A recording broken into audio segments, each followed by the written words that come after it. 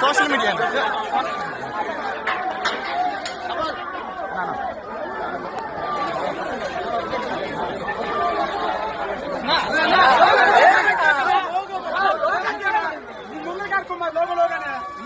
మాజీ నోటిపారుదల శాఖ మంత్రి అనిల్ కుమార్ యాదవ్ సారీ అలవాట్ల పొరపాటు బయట అట్లా అనుకోవటం మూలంగా నాకు అలా అలవాట్ల పొరపాటుగా వచ్చేసింది. ఏమనుకోబాకండి అనిల్ గారు. మాజీ నీటిపారుదల శాఖ మంత్రి అనిల్ కుమార్ యాదవ్ గారి రహస్యాల ఆనకట్టలు చిన్నపాటి లీకులతో కాకుండా ఏకంగా పెద్ద పగుళ్ల విస్ఫోటంలా బద్దలయ్యాయి. ఆయన రహస్యంగా ఆశించిన క్వాడ్ కింగ్ కిరీటం ఇప్పుడు ముళ్ళ కిరీటంలా గుచ్చుకుంటోంది.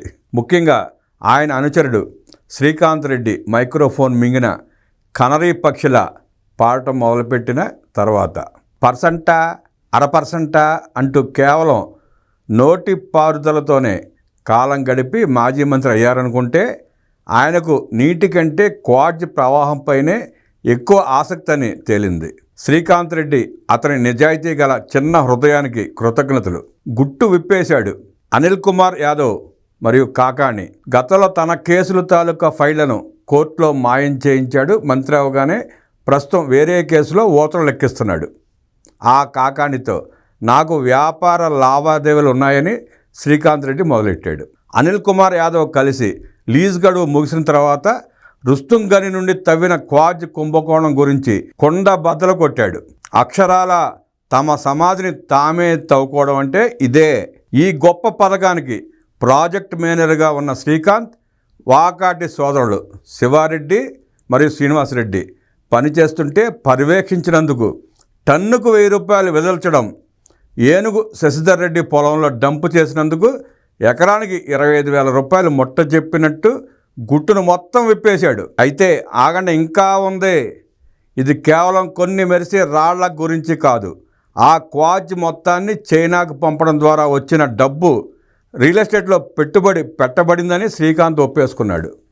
మరి అందులో అతని భాగస్వామి ఎవరు? మన ప్రియమైన అనిల్ కుమార్ యాదవ్ తప్ప మరెవరో కాదు. వారిద్దరూ కలిసి గూడూరులో 100 ఎకరాల్లో ఒక వెంచర్, నాయుడుపేట వద్ద మరో 50 ఎకరాల్లో ఇంకొక వెంచర్ వేశారు. హైదరాబాద్ వరకు విస్తరించారు. క్వాజ్ నిధులతో కూడిన వెంచర్లను మణికొండ అల్కాపురిలో హెవెన్లీ హోమ్స్ మరియు తుర్కయాంజల్లో గ్రీన్ మెడోస్తో వారు గ్రీన్ మార్కెట్ క్వాజ్ నిధులతో గ్రీన్ మెడోస్తో హెవెన్లీ హోమ్స్ నిర్మించడం నిజంగా అద్భుతమైన తెలివితేటలే కదా.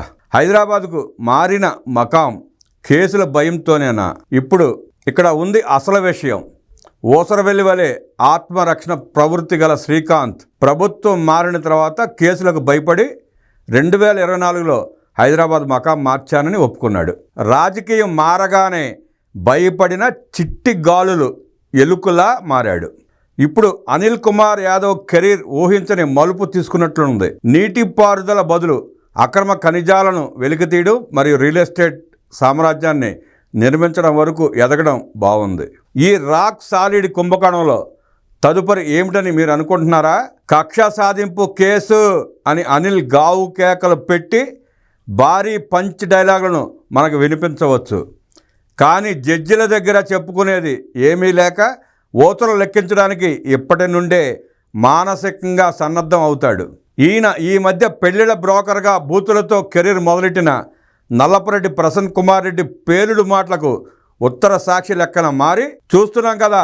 ఈ మధ్య మహిళల ఆస్తుల కోసం ఎలా మొగుళ్లను చంపేస్తున్నారో అంటూ తాను చూసే సీరియళ్ల తెలివితేటలతో వత్తాసు పలుకుతూ బిల్డప్లు ఇచ్చాడు. ఇక తన గురించి పెదరాయుడు లెక్కన ఏమని తనకు తానే తీర్పులు ఇచ్చేసుకుంటాడో వేచి చూద్దాం.